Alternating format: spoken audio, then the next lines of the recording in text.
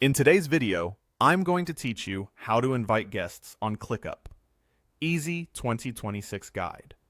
If you're collaborating with people outside your organization, like clients, contractors, or freelancers, inviting them as guests lets you share only what they need while keeping the rest of your workspace private.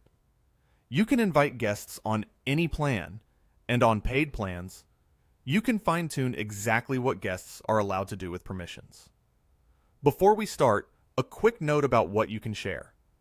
Guests can be added to items from the folder level down, including folders, lists, individual tasks, docs, dashboards, goals, and templates. Entire spaces and the everything view can't be shared with guests, which helps protect your broader setup.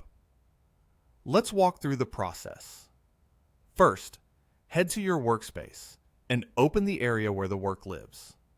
Navigate to the specific folder, list, or task you want to share.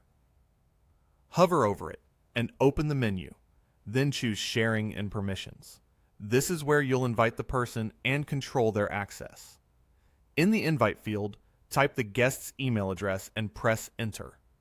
If the role shows member by default, switch it to guest to ensure they only get access to this shared item rather than your whole workspace.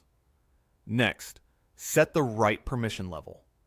Full privileges allow the guest to edit and even delete the shared item. Use this for trusted collaborators who need complete control.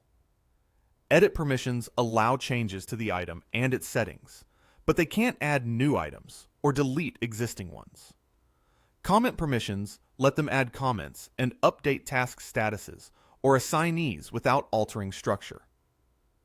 View only keeps everything read only, perfect when someone just needs visibility.